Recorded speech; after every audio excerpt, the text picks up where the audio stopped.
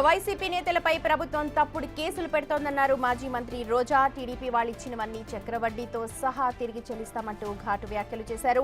Liquor కేసుతో మిథున్ రెడ్డి, చెవిరెడ్డికి ఏం సంబంధం ఉంది అంటూ కేసులు పెట్టారని ప్రశ్నించారు ఆమె. ప్రశాంత్ రెడ్డి విషయంలో వెంటనే కేసులు నమోదు చేస్తున్నారు, నా విషయంలో ఎందుకు స్పందించలేదు అంటూ ప్రశ్నించారు.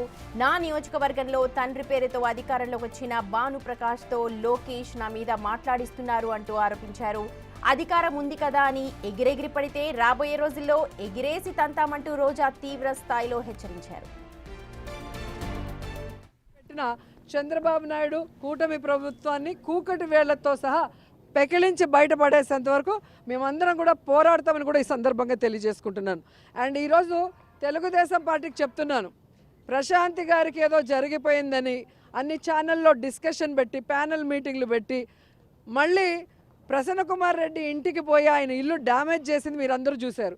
పోలీస్ స్టేషన్లో వెంటనే కేసులు పెడతారు, కోర్టు కూడా ఏ విధంగా తప్పు పట్టిందో మనం చూసాం. కానీ నా విషయంలో అంత వల్గర్గా మాట్లాడుతుంటే అదే ప్రశాంతి పెంచి పోషిస్తున్న ఆర్పి, అదే వేమిరెడ్డి గారు పెంచి పోషిస్తున్న ఆర్పి అన్ని రకాలుగా మాట్లాడుతుంటే ఎందుకు పోలీసులు కేసు పెట్టట్లేదు, కోర్టులో ఎందుకు సుమోటోగా తీసుకొని అలాంటి వాళ్ళకి బుద్ధి చెప్పట్లేదని నేను అడుగుతున్నాను.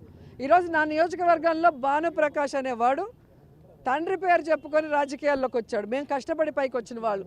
అలాంటి వాడితో కూడా లోకేష్ గారు నన్ను ఈరోజు మాట్లాడిస్తున్నారు. కాబట్టి ఈరోజు అధికారం ఉంది కదా అని ఎగిరెగిరి పడితే రాబోయే కాలంలో జగనన్న ముఖ్యమంత్రి అయిన తర్వాత ఎగిరెగిరి పడిన వాళ్ళని ఎగరేసి తంతామని కూడా ఈ సందర్భంగా తెలియజేసుకుంటున్నాను.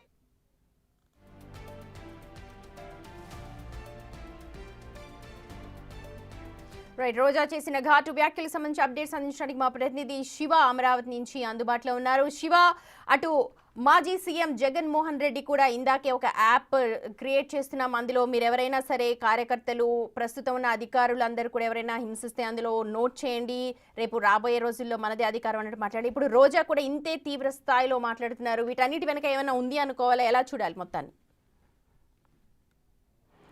సుమతి, మొత్తం మీద చూసుకుంటే ముఖ్యంగా గత సంవత్సర కాలంగా వైఎస్ఆర్సీపీకి సంబంధించిన నేతలు, కార్యకర్తలు, కీలకమైన నాయకులు సైతం కూడా అజ్ఞాతంలోకి వెళ్ళటం లేకపోతే జైల్లోకి వెళ్తున్న పరిస్థితి కనిపిస్తుంది.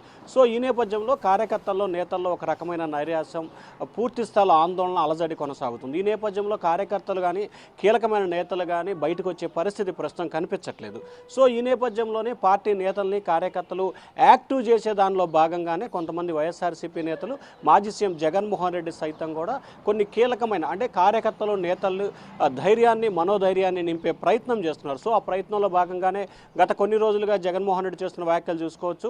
ఒక్కొక్కరిని అంత చూస్తాము, బట్టలు ఒడిసి నిలబెడతాము, సప్త సముద్రాల అవతలున్నా కానీ తీసుకొస్తే ఇబ్బందులు పెడతామని చెప్పి కామెంట్ చేశారు. తాజాగా తాము ఒక యాప్ను పెడుతున్నాము, ఆ యాప్కు సంబంధించి ఏ కార్యకర్త అయినా, నేత అయినా సరే మీరు ఆ అధికారి వల్ల కానీ, ఆ ప్రజాప్రతినిధి వల్ల ఇబ్బందులు పడితే దాంట్లో మీరు అప్లోడ్ చేయొచ్చు, ఆ వివరాలు పెట్టచ్చు, మీ వద్ద ఎటువంటి సాక్ష్యాలు, ఆధారాలు ఉన్నా దాంట్లో అప్లోడ్ చేయొచ్చు అని చెప్పి ఆయన ప్రకటన చేశారు. ఆ తర్వాత మాజీ మంత్రి రోజా అదే స్థాయిలో కూడా కీలకమైన వ్యాఖ్యలు చేశారు. ఆమె ఇటీవల కొన్ని వ్యాఖ్యలు చేస్తే ఆ వ్యాఖ్యల వివాదం కొనసాగుతుంటే వాటికి అగ్గికి ఆజ్యం పోసిన రీతిలో రోజా మరొకసారి కీలకమైన వ్యాఖ్యలు చేశారు. టీడీపీ నేతలు, కూటమి నేతలు అన్న ఫ్రస్ట్రేషన్ లో ఇలా మాట్లాడుతున్నారు, నెక్స్ట్ టార్గెట్ వాళ్లే అన్న విషయం తెలుసు, అందుకే ఫ్రస్ట్రేషన్ లో ఇలాంటి అండ్ భాష ఎప్పటికీ కూడా మారదా అని చెప్పి కూడా కొంతమంది మాట్లాడుతున్నారు టీడీపీ నాయకులు.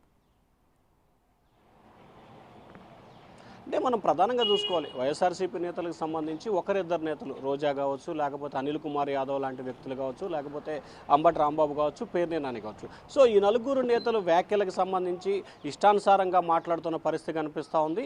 151 సీట్ల నుంచి 11 సీట్లకు పరిమితం చేసిన పార్టీ నేతల తీరులో ఏమాత్రం కూడా మార్పు రాలేదని చెప్పి టీడీపీ నేతలు, కూటమి నేతలు అయితే తీవ్రస్థాయిలో విమర్శల వర్షాన్ని గుప్పిస్తున్నారు. మరొక వైపు రోజాకి సంబంధించి ఆడుదాం ఆంధ్ర విషయంలో కానీ, నగర నియోజకవర్గంలో అక్రమాలకు సంబంధించి కానీ, టూరిజం శాఖలో జరిగిన అక్రమ ఉద్యోగాల నియామకాలకు సంబంధించి కానీ ఆమె మెడకు ఉచ్చు బిగుస్తున్న నేపథ్యం కనిపిస్తోంది. ఈ నేపథ్యంలోనే ఆమెపై ఖచ్చితంగా అరెస్టు జరిగే అవకాశాలు ఉన్నాయని చెప్తున్నారు. సో ఈ నేపథ్యంలోనే ప్రెస్టేషన్లోనే దానికి సంబంధించి కూడా కొన్ని కీలకమైన వ్యాఖ్యలు చేస్తున్నారని చెప్పి కూడా టీడీపీ నేతలు ఆరోపిస్తున్నారు. దానికి తగ్గట్టుగానే కొద్దిసేపు క్రితమే ఎవరైతే కూటమి ఎమ్మెల్యేలు ఎగసెగిసి పడుతున్నారో వారిని జగన్ సీఎం అయిన తర్వాత ఎగరేస్తామని చెప్పి కూడా ఆమె మరొకసారి హాట్ కామెంట్ చేసిన పరిస్థితి కనిపించింది. గతంలో ఆ కొడుకులు, ఈ కొడుకులు అని చెప్పి కీలకమైన వ్యాఖ్యలు చేసిన రోజా దానికి సంబంధించి కూటమి ప్రభుత్వం నుంచి ఎటువంటి చర్యలు తీసుకోపోతున్న నేపథ్యంలోనే ఆమె మరొకసారి ఇటువంటి కామెంట్స్ చేసిందని కూడా టీడీపీ నేతలు అయితే ఆరోపిస్తున్న పరిస్థితి కనిపిస్తోంది. అయితే మహిళల విషయంలో కేసులు పెట్టే విషయంలో కానీ లేదా అక్రమ అరెస్టుల విషయంలో కానీ ఆచితూచి అడుగులు వేయాలి, మహిళల జోలికి వెళ్ళొద్దు అని చెప్పి